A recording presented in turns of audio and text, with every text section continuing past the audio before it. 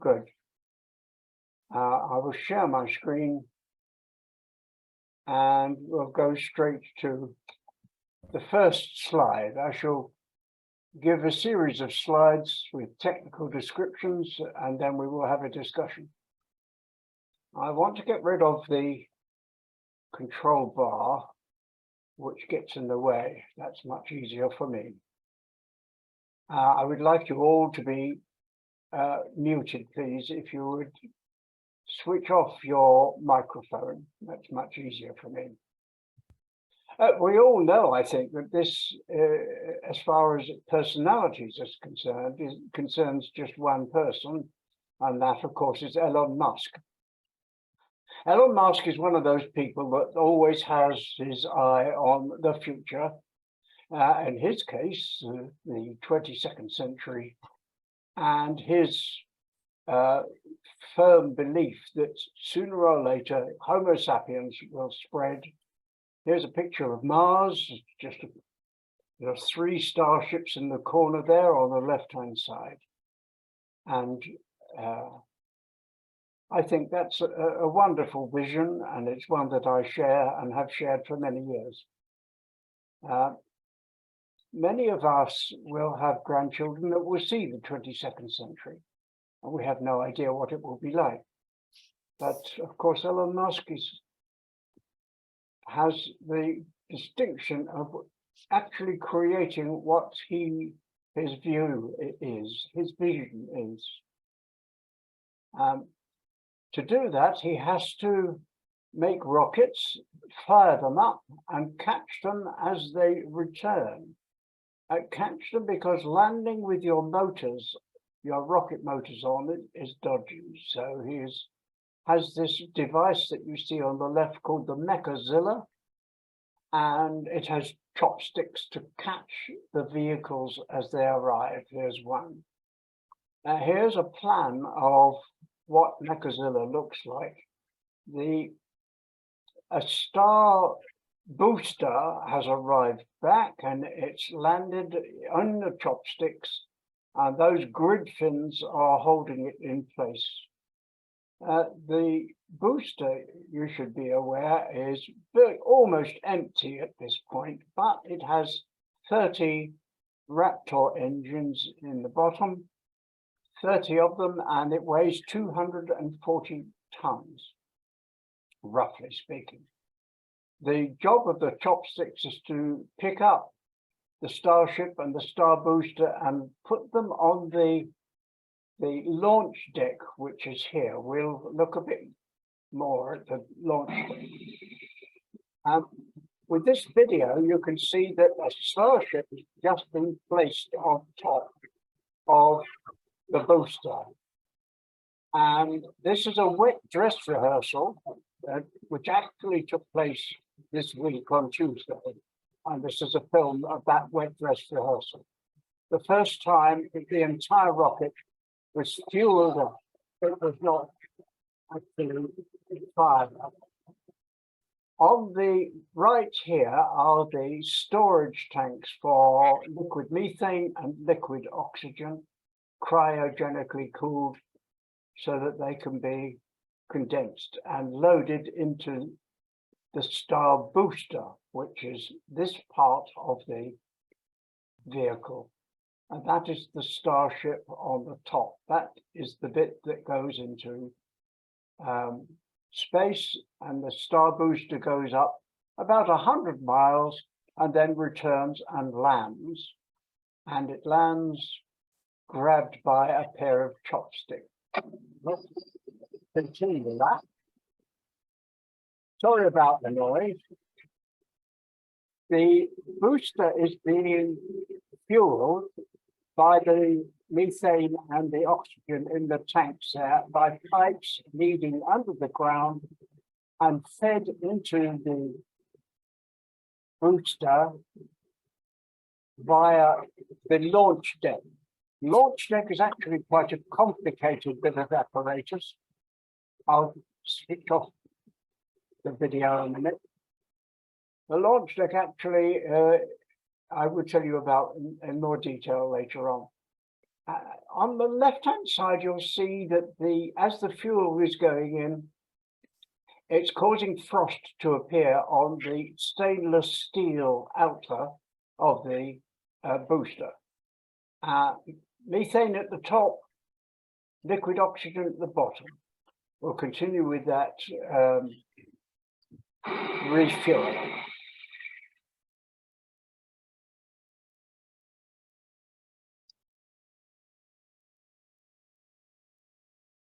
The launch deck actually has 20 pumps and tanks, and that is what is used to refuel and relight the motors. Of course, the outer 20 are only used for launching.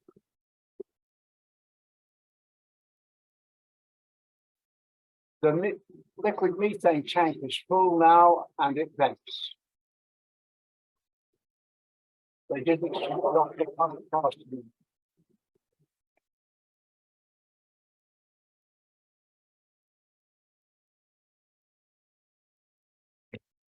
I'm going to talk about two dangers that this process has to regard.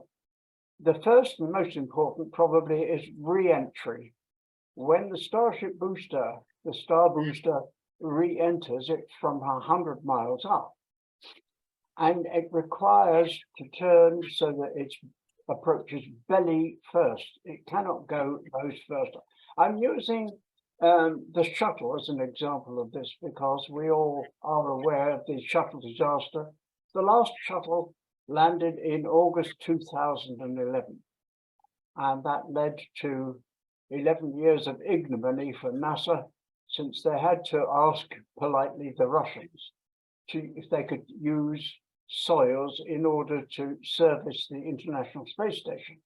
That cost them $90 million per seat, and NASA spent nearly $4 billion servicing the International Space Station via the Soyuz in Kazakhstan.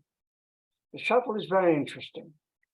The cause of the problems lie largely in the configuration of the underside, bearing in mind that it was landing belly first.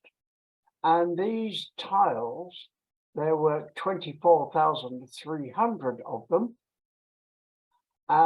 needed to be glued onto the base of shuttle, and they were all different shapes and sizes, and they had to be accurately fitted because any gap would cause a problem and possibly lead to a dangerous crash. The problems lie in the fact that the glue that was used to glue the tiles on dried very quickly. A remedy involved the technician spitting in the glue to slow down the drying process. And that was common practice until 1988, when a hazard study revealed that spit weakened the adhesive's bonding strength. No surprise there, spit, of course, is not simply liquid. It is a mucus produced by the mouth, and that contains all sorts of chemicals. And that loosened the glue that held the oddly shaped tiles in place. The wing got additionally hot, and that had to withstand a temperature of 2,500 degrees centigrade during re-entry, belly first. That led to the disaster that I've just described. Elon Musk and the Starbooster have adopted a different tactic. Simple geometric hexagonal tiles, easily manufactured, mass manufactured. And this is a view of the Starbooster having tiles reapplied. The other problem that is a major problem is the accuracy of landing and managing to navigate a booster as it comes plummeting down from 100 miles high and grabbing it with the chopsticks. It actually lands with the grid fins, you can see there, resting on the chopsticks, as we saw in an earlier diagram. Let's see. This is an artistic representation. This has not happened yet. The booster has dropped off, and it's now going to turn using cold gas thrusters and the grid fins in order to come down through the dense part of the atmosphere belly first. When it is closer to the ground and before it goes through the speed of sound, it converts to a vertical configuration and continues on down. We'll watch that happen. Navigation, of course, is vital at this point. You can see that it's just passing through the chopsticks, clunk, 250 tons of Starbooster grabbed, and the Mechazilla then moves it to the correct position and swings it round in order to place it on the launch deck for further servicing.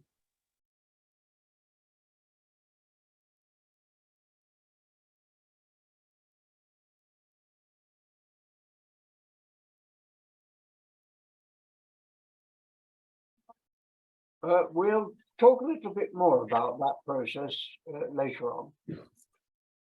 The Starbooster is now ready to be primed and ready to light the blue touch paper and retire for the next vehicle.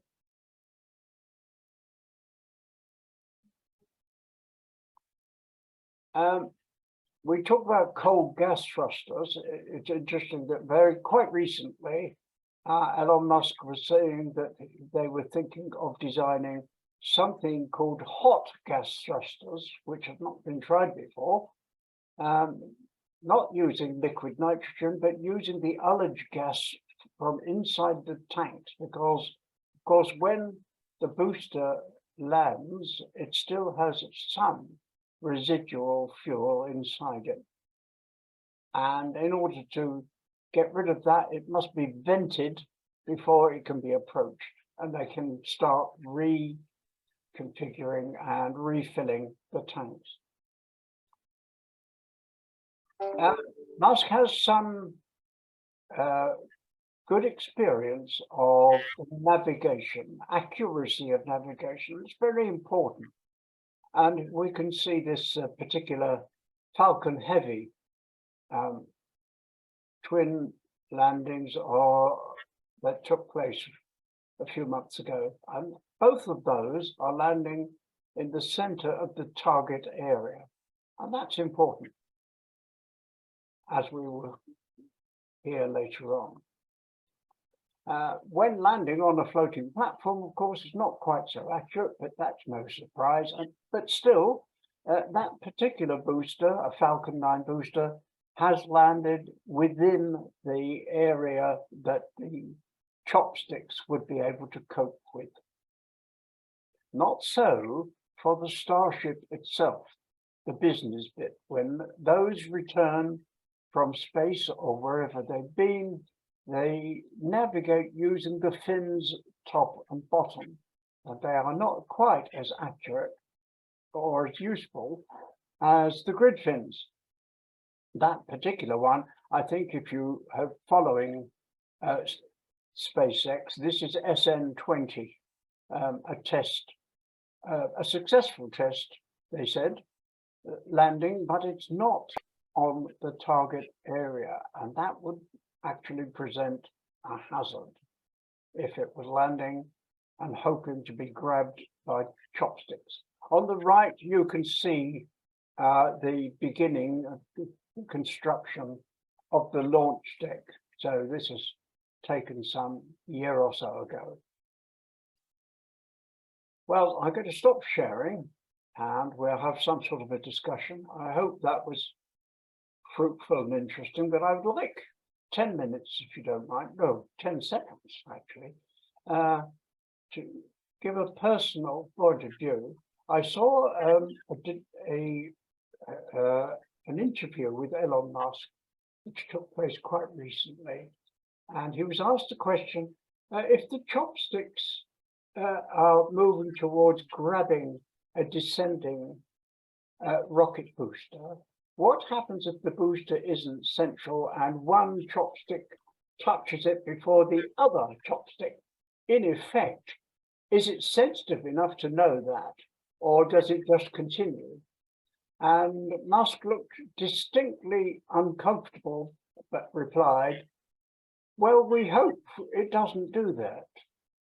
Now, that answer doesn't mollify me at all. All I can say is you wouldn't get me in one of those, frankly. The advantage of using the traditional sort of engineering is that because it's cost plus, Boeing and Lockheed have to, although they make quite sure that they get enough margin in order to have a profit for themselves, but they do the job properly. And I regret that I'm not happy with Elon Musk's suck it and see approach to rocket engineering.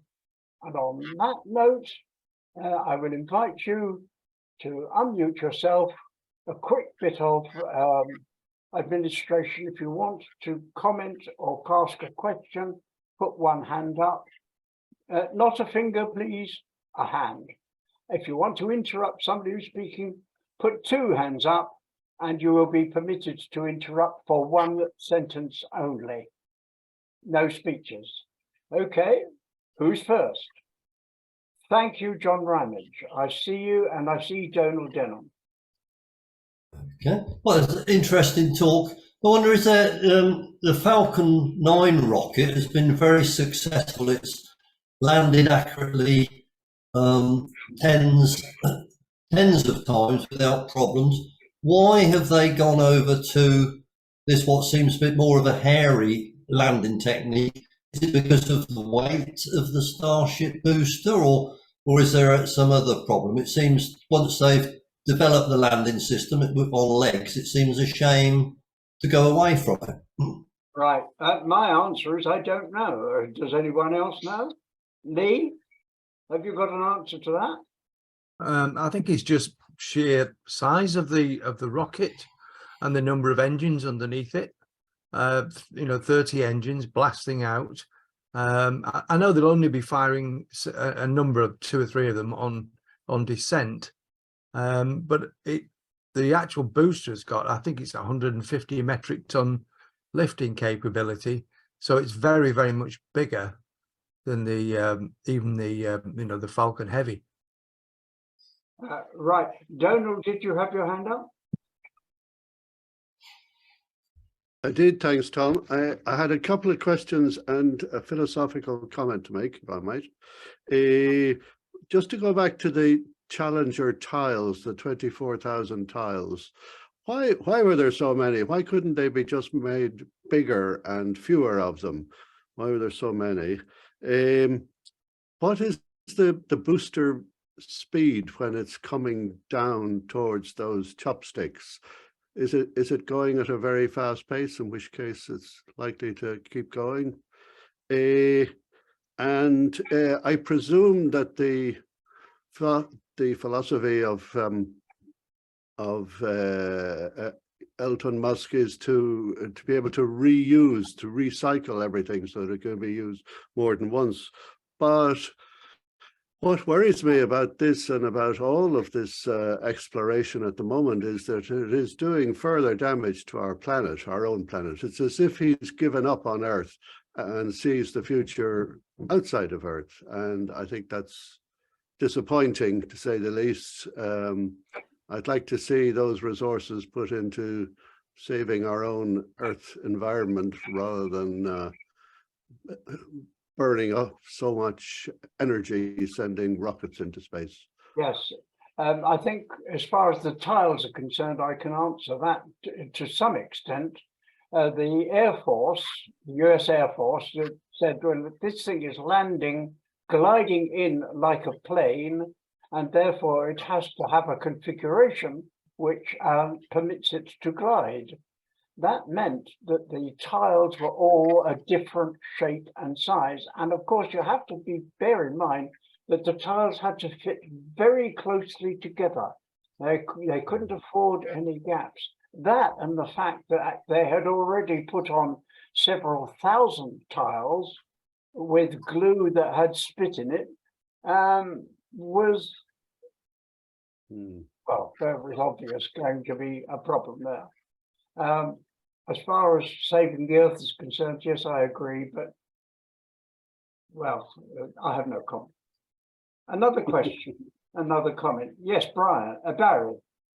Yeah, this may be a silly question, but I'll ask it anyway. One thing I noticed, one of the very early slides where you showed the rockets being fueled up, I was surprised that the fuel silos, the methane and the oxygen, were so close to the launch pad. To my ignorance position, it seems like an accident waiting to happen. Yes, I agree.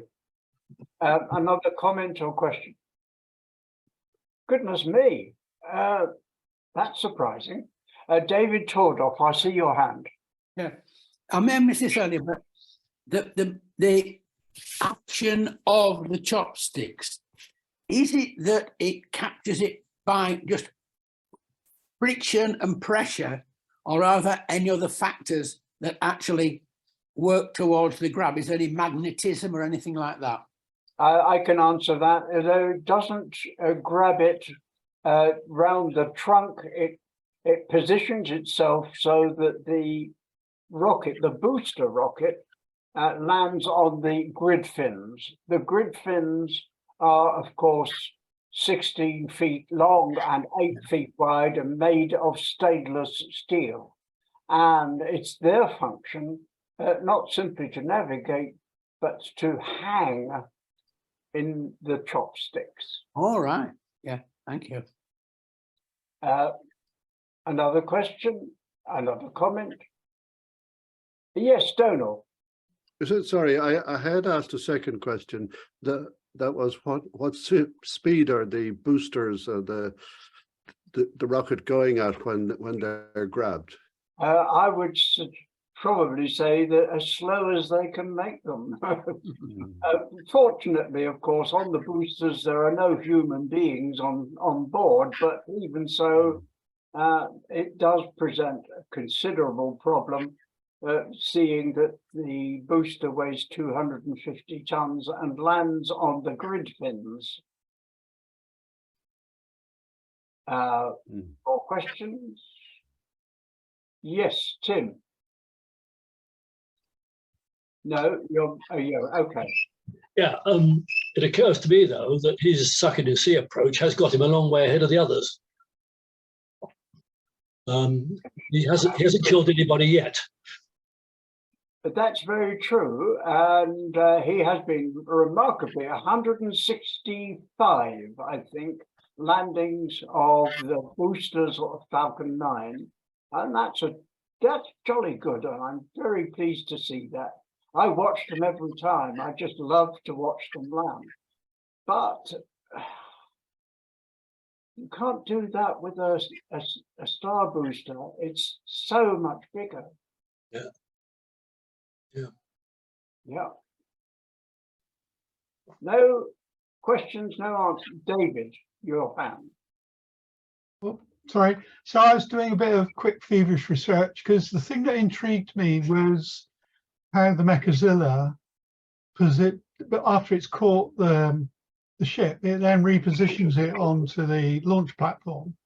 And just a quick read, and apparently the goal is to be able to reassemble the stack, the launch, within an hour. Right. Okay. So this is the comment part. The question follows. And so what struck me was, well, why do they need to assemble things so quickly. And it turns out that if they do in-orbit refueling, they need to get 10 tanker loads up to do a full refuel. So obviously you need to set an appropriate cadence for that to happen. Otherwise you're going to leak fuel and everything. So the question is, have they tested in orbital refueling yet? Well, I know that they are making a second Mechazilla. Musk has said, in fact, that Mechazilla costs much more than the rocket that it holds. And I can fully understand that. But it's just the interesting thing with the launch deck, which is a very complex bit of operation. So he's using an awful lot of money in order to do that. And they are churning out Raptor engines one a week. They are investing a huge amount in a huge number of devices there. They're working flat out. And you do need an awful lot. Tim Gibbs has his hand up. Have you any idea how many launches they could do before they have to refurbish the rocket engines? They haven't launched a single one yet. Only, as far as we've got, is the wet test that we saw on Tuesday. That's as far as we've got. Comments, questions? If not, I shall close. Yes, John. When the booster lands, is it right that the chopsticks really just don't take its weight initially? They're just to stop it toppling over. And then once it's landed on its fins, then it will lift the whole booster off the ground to reposition it. So is it really there just to initially stop the thing falling over when it lands, rather than to support it? Are we talking about the Starship or the booster? The booster lands on the grid fins. The grid fins hit the chopsticks. That's as far as I know. The Starship, of course, which have grid fins, will be grabbed by its upper fins at the top, which are navigating to position it correctly in the center between the two chopsticks. Does that answer your question? Yes, I think so. But when the booster lands, its weight is supported by its fins. So then the chopsticks just are in position to stop it toppling over if it should do. Some of the early Falcon 9 landings, it fell over. By its fins, it doesn't have fins. It lands on the grid fins. It doesn't have any other fin. Oh, okay. Thanks. Right. We are open for business. I was rather hoping to persuade Lee to tell us a little bit more, because I know that he knows quite a bit about this subject. He's got a private rocket of his own. You can see it taking off in the background. Yeah, I've raised my hand a couple of times. Yeah, when the booster comes in and it's grabbed by the chopsticks, I think there's a couple of things. One is they actually do support the full weight of the booster, because it's suspended off the ground. The other thing is that they act as shock absorbers, so I think they're able to move down. The sort of, I don't know whether they're hydraulic or spring loaded, but they take some of the shock out of the process of grabbing all that weight. And the idea is of course that it will come in, like you said, Tom, as slow as possible, so that it minimizes the impact and any damage that might occur. In this scale up they're talking about, the latest figures I've seen is Elon Musk is working to the point where he's hoping to build a Mars colony. He estimates it will take a million metric tons of materials to be moved to Mars in order to make a sustainable colony. And in order to do that, he's planning to be launching 3 Starships a day. So that gives you the sort of the scale of his ambitions. Yes, It certainly does. I think it's wonderful that people are looking forward as much as that. I said earlier, I think, that some of our grandchildren will see the 22nd century and they will see whether this has succeeded.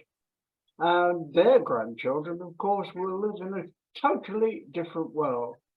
The communication revolution that we're part of now through this Zoom meeting, has changed an awful lot more than simply making emails go faster.